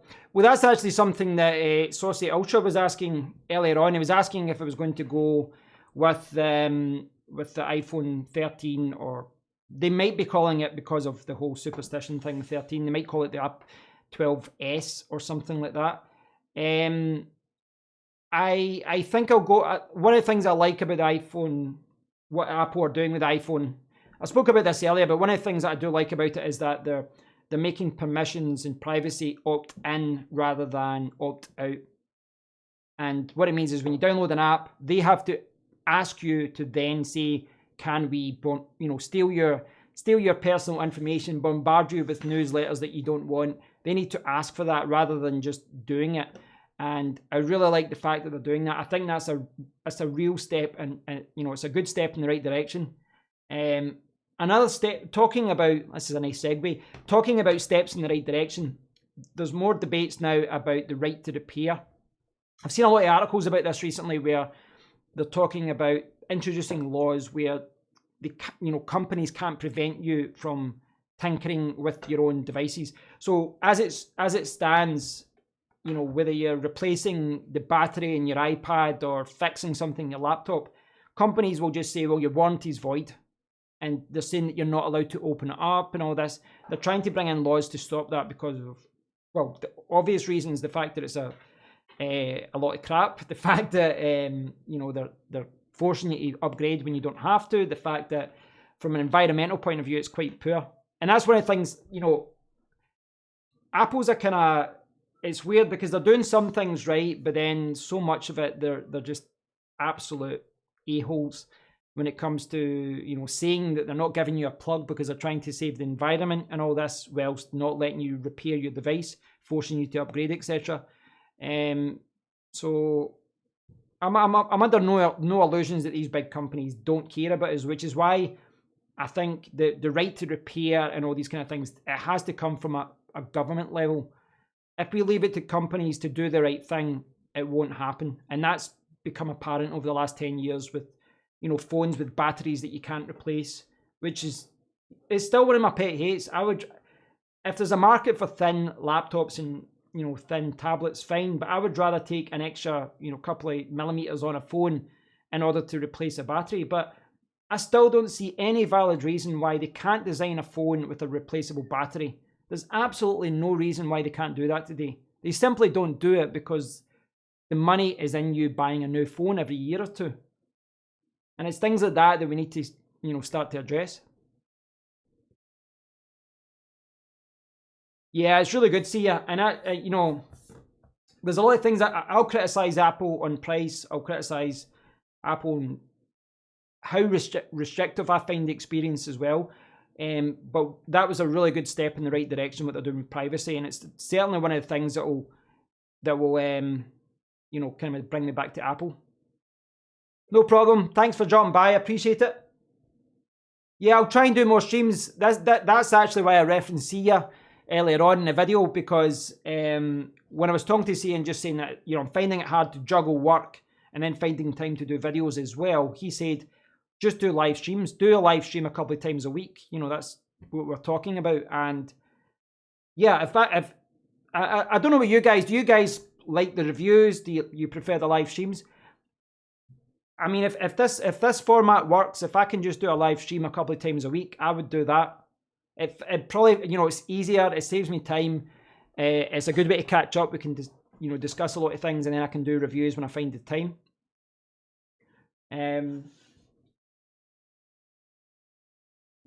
But what have I got here?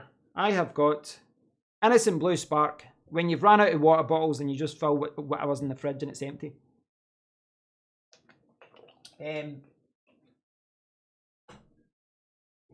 Put this over here.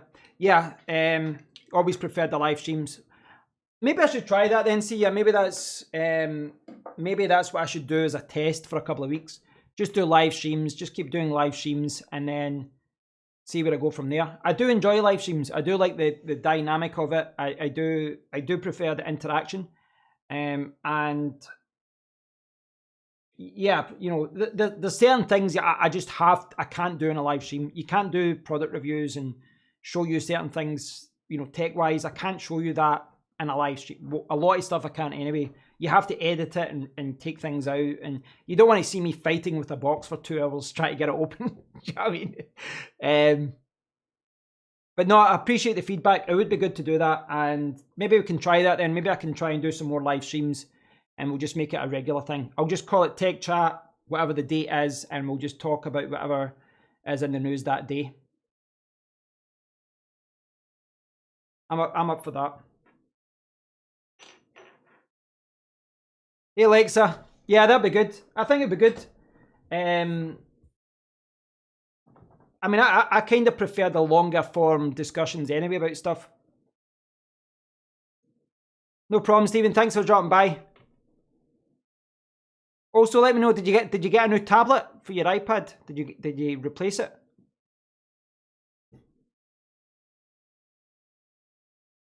Another thing, which I've not brought up yet, but I'm kind of late on this. I'm very late on this. But did any of you guys buy anything during Amazon Prime?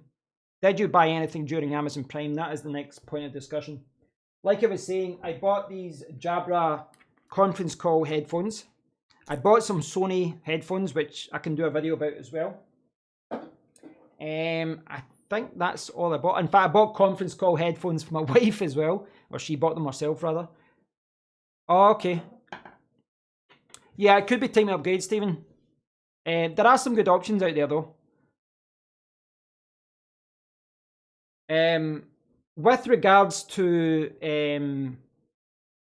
Amazon Prime, it's the kind of usual affair. We'll see you saying I didn't see anything worth getting. Yes, that is kind of what happens. I kind of messed up my plans for what I was going to do. Like the other month or 2 months ago, I bought some hard drives, and my thought was, right, I'll buy some hard drives just now. I was going to try that Chia thing, but also I thought, well, I'm buying some hard drives for a NAS. I'm going to set up my NAS, buy some hard drives just now, split the cost over the year. I'll buy the NAS system later. But in hindsight, what I should have done was kept that money for a gaming monitor and maybe a gaming laptop and different things. And that always goes through your mind whenever, you know, you buy things out with the sale and then the sale happens and you're like, God damn it. One of the things I did see on sale, and see is right, there's a lot of stuff, you know, whenever there's Black Friday, whenever there's an Amazon Prime sale and other companies release sales at the same time, there's always a lot of things that just aren't worth, they're just not worth it. They're really not. They're pushing you the same crap. They'll inflate the price and then drop the price down. But what I tend to do is, you know, if it's a few months before a big sale, I'll hold off. And I'll hold off until the Amazon Prime Day or whatever. And there are certain things that it is worth waiting for. Monitors are one. Laptops, sometimes. It depends. Laptops are something that are kind of on sale all the time. But monitors especially, I've seen, you know, the last two Amazon sales or 3 Amazon sales, I've watched monitors. And you see some really good deals in Amazon Warehouse, but also new. I've seen a lot in monitors that are like £550, £600 and they drop down to 400 or 380. So there's certain things like that you are worth, you know, they are worth waiting for. Amazon products, of course, always drop in price. You know, Fire Sticks and, you know, security devices. the webcams and all that. Not the webcam, the security cameras. So there's things like that. But yes, a lot of it is just crap. Have you decided what to get? Did you get your UDM Pro? No, that's another thing that I've not got yet. The reason being, not even an exciting reason, but the reason is we've had some other things to buy around the house. We're buying a bed, we're buying, you know, the mattress and different things. Yes, so there's other things like that. I think I'm going to take a break for a month from spending money, and then I'm going to start looking at the networking side and get a NAS and the Wi-Fi. I didn't buy it, but that's one of the things that I did look at when I was in Prime Day. There was a few quite noisy. There was a few mesh Wi-Fi solutions that were down in price, and there was one that I should have maybe have bought. It was dropped right down in price, and then by the time I checked out what the product was, it was gone. I don't know. I'm still kind of torn by it. I like the idea of a mesh Wi-Fi network in some respects. I looked at gaming Wi-Fi routers as well. It's hard because, like, with my house, Wi-Fi is less of a concern for me because apart from one, every single room in this house has got an Ethernet connection, and I've got Cat 5e or Cat 6 cables running all the way down to the bottom floor, the Ethernet next to the hub that I've set up, the patch panel next to the Wi-Fi. So Wi-Fi is less of an issue because this PC is connected via Ethernet. It's wired directly to the router, same as my TV, same as my game consoles. So it's less of a concern for me than other people. And mesh Wi-Fi, I would definitely say mesh Wi-Fi is a better setup for most people because just because you've got that third band. So for those of you who don't know, mesh Wi-Fi is something that's got quite big over the last few years, and it's going to become kind of standard over the next year or two as well, with Wi-Fi 6 and then Wi-Fi 6E. And I looked a lot into this here, and this is something we had a lot of discussions about. What happens with the mesh Wi-Fi is that most of the time there's a 2.4 gigahertz band, and then there's two 5 gigahertz bands, but one of those bands is used for the backhaul, which basically means you've got your 2.4 and your 5 gigahertz bands is normal, but the third 5 gigahertz band is used effectively as if you've wired the connection around the house, and that's just for sending information between each of the Wi-Fi hubs. So again, see, this is I went down a rabbit hole with this, looking at reviews, and it is a rabbit hole. Networking is such a big thing, and I started looking into situations where there are certain situations where mesh Wi-Fi might be better than a UDM Pro with access points. And then I started looking at gaming routers as well, which have been optimized to kind of reduce ping and different things like that as well. No problem, Saucy Ultra. I appreciate you coming on. You were the first to join the live stream today, so I do appreciate you dropping by.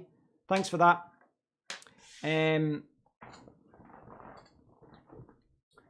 You've got the ASU or the Asus GT5300 AC. Well, that's another one. So you guys will know this as well. If you look at reviews of gaming Wi-Fi routers, it's a very mixed bag. Very mixed bag. They've got a lot of negative reviews from people online. I think one of the reasons I think for that is that there's a lot of non-technical users that are buying gaming routers. I do think that is influencing some of the bad reviews. I don't know if you will agree with this. Here is my hypothesis. Here is my theory. So if you've, for example, Sia was talking about the Ubiquity Udm Pro, right? And just to kind of help you visualize what I'm talking about. So the UDM Pro is basically a rack Wi-Fi solution, right? It can do, it's not a Wi-Fi solution, sorry, it's a networking solution. So this can do a lot of things. You know, it'll act as your router. You can use it for your security cameras. It's got an 8-port switch. It's got a 10G SPFP+, so you know you can put your fiber cables through that as well.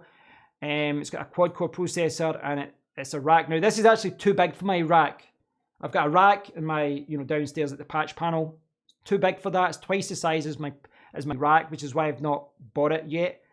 But this, from a processing power point of view, this ticks a lot of boxes. There has been some criticism from it.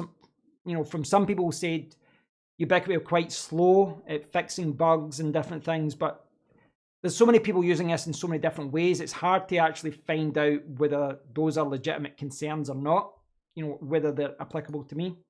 What I will say though is, the majority of people who buy the Ubiquity Dream Machine Pro and set up access points, most of them are like Sia who's commenting right now, in that they're quite technical, at least to the point that they can understand what this machine is for, how to use it, how to configure it, how to get the most from it.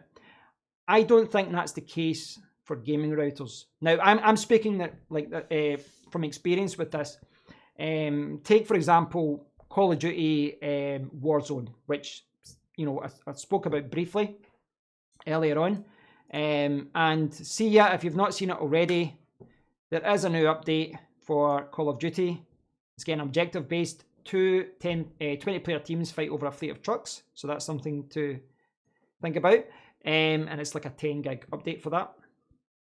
But I know from experience from playing Warzone and Call of Duty with different people, I've came across a few friends of friends who have bought gaming routers because they play Call of Duty all the time. They want to reduce the ping rate. Their house isn't wired and they want the best of the best, and they've spent 300, 400 or 500 pounds on a gaming router, and they've started explaining why they've bought a gaming router. Now, I spoke to one guy who's quite clued up about it, but a few other people, they bought a gaming router simply because the game. Now, I'm pointing that out because they're not that technical. I'm not saying they don't know how to use the internet, they don't know how to use a computer, but networking is quite complex, and even as someone that's did software and different things in the past, some aspects of networking is quite complex. It's quite it's something you need to spend a lot of time kind of figuring out. Certainly from a security point of view, and I do think there's a lot of gamers that are buying gaming routers that don't know how to set it up properly, and I think that leads to a lot of mixed reviews. A lot of people saying this gaming router sucks because they didn't know how to set it up properly. Now, that might be less of an issue moving forward. I was looking at some reviews of gaming routers and they've got like an easy mode.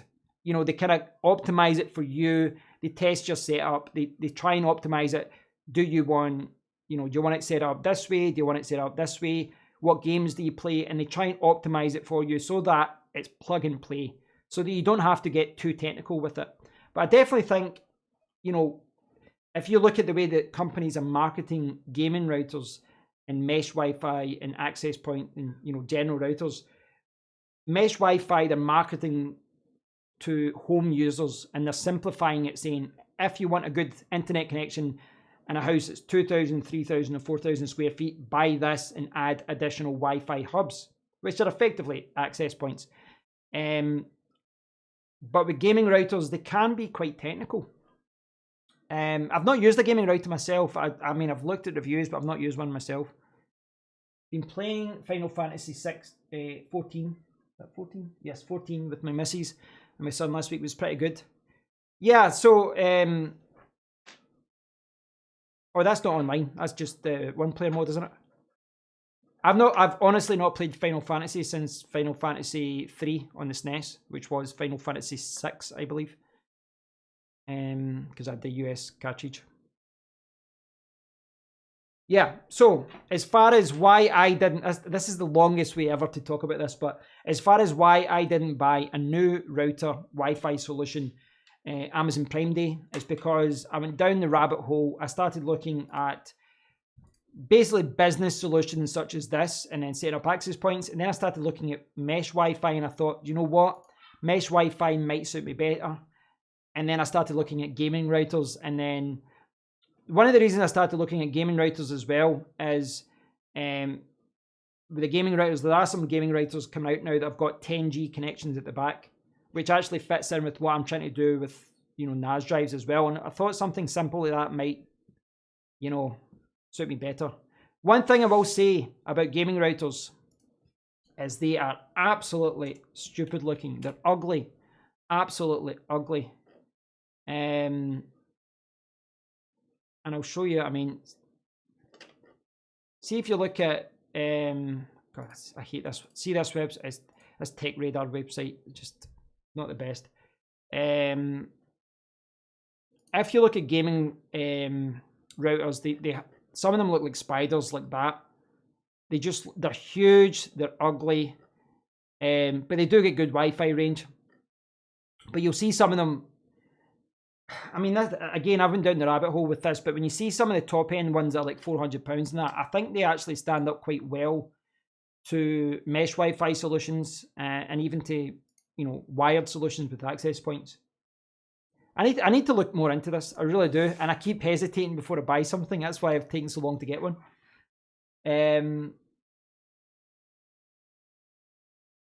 Yeah, I think. Well, I've seen that. So with the Ubiquity Dream Machine and the Dream Machine Pro, as far as I know, you just set it up through the app, and it sets it all up for you. But there are a lot of kind of advanced things, advanced settings that you can play around with as well. Again, this is going down the rabbit hole, but another reason why I've hesitated with the Dream Machine and some other solutions is what I didn't know whether to buy a rack NAS or a normal NAS, but looking at those racked NAS solutions are very noisy, you know, just the way that they're set up. So I'll probably go with maybe a 6-drive solution or something. I don't know. Asus 500 AC. So what was pants about it? Was it the Wi-Fi connection?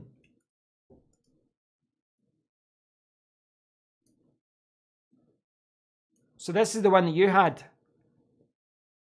Tri-band gigabit Wi-Fi gaming router with MU MIMO. I remember reading about that. I've read about that about 5 times and always forgot what it means. It's like a multi. They'll explain it down here surely. Double gaming boost on network, free game accelerator. How vague is that? So they've got so that's priority, isn't it? The priority service.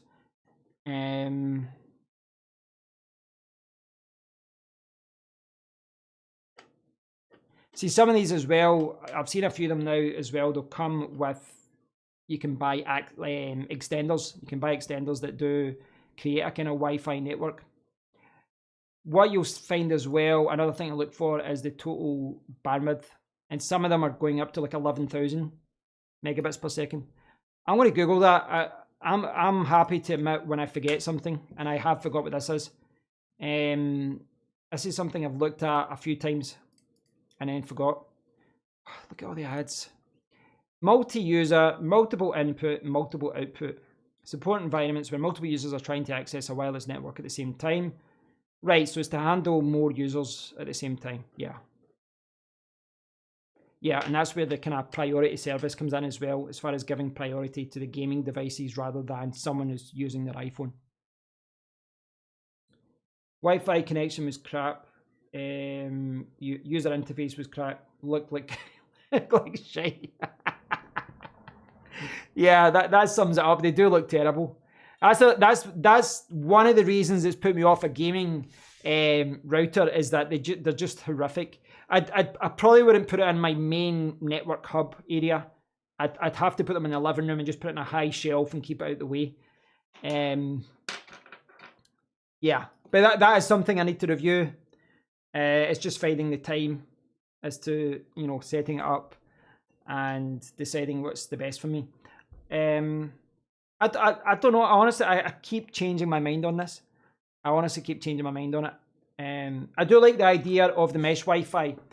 The reason being that although I kind of maybe lose some of the advanced features that I would get with the Dream Machine, it's just an easier setup as far as down the line it's easier to sell. down, and you know, it's maybe easier to set up and move things around as well. Just plug it in a certain part of the house. But again, this is the thing, you know, some of the mesh Wi-Fi solutions from Netgear, etc., they can be quite expensive, like 600, 700, 800, 900. I don't know. I need to set aside about $1,000 for the NAS and maybe like 500 for the Wi-Fi, or even $1,000 for the Wi-Fi. That's what I'm thinking of. But it's all money, and this is the problem, because I've always got eyes to what to buy next. I hate the fact I don't have a third monitor here. I want to buy a monitor. I want to buy a gaming laptop this year, because it is annoying me that I can't play games on this. So either I buy a second laptop, or I sell this and buy a gaming laptop. So that's something else I want to buy this year. Things like cameras and things like that. I don't know. I mean, I kind of feel, at least from a live streaming point of view, this camera will do the job another year. Maybe down the line, that's something I'll need to look at. And my Sony RX100 Mark VII, something I do need to use more often. But I find it annoying to go outside. Just because, here's the thing, I would like to go out and record more outside, certainly when I'm living somewhere quite nice like Edinburgh now, and I do have the Rode Wireless Go, you know, I put a lavalier mic on, but even when you've got a good wireless mic like that, you run into so many situations when you're outside where the wind starts going hard and then you can't hear what you're saying, and then all of a sudden you're spending all your time trying to fix the audio, and I hate it. It just becomes boring. That's why, like, you know, to come full circle, it's why I enjoy the live stream format as well, that you don't have to run into these issues. More of a kind of podcast style is what I'll be doing moving forward. Right, so I think this is a good time as any to call it quits. This has been a catch-up stream of sorts, because I've not streamed in a few months, but I've not really did many videos. I've not really did many videos at all over the last month or so. I do have a lot of things that I want to talk about, even just random things that I want to share, like apps that I've downloaded and bought, you know, different accessories that I've got, just little things that I can review fairly quickly and share with you guys. But I do enjoy these live streams. I've said it so many times now, I'm kind of repeating myself, but it is a good format for me. It fits in with my lifestyle a lot, and I do read news a lot. I do read tech news a lot, so it's a good way to react to the current news and chat to you guys about it. And as long as you guys are enjoying these live streams, you know, that's maybe going to be a central focus of me moving on. I do think that, you know, there's still going to be many videos that just don't work using a live stream format, but moving forward, I would love to do more live streams. So thanks for dropping by, thanks for watching, and thanks in particular to everyone that's been commenting, because if you guys don't turn up, I get bored fairly quickly, and I start talking about, I just start ranting about the same thing. So thanks for tuning in, guys. You make the live streams without being too cheesy. Don't get a big head about it. But thanks for tuning in. I'll try and do some more live streams soon this week. I've got some website stuff to do. I'll hopefully rattle off a wee review or tutorial as well. But appreciate you all tuning in, and I'll try and do some more very soon. So until next time, guys,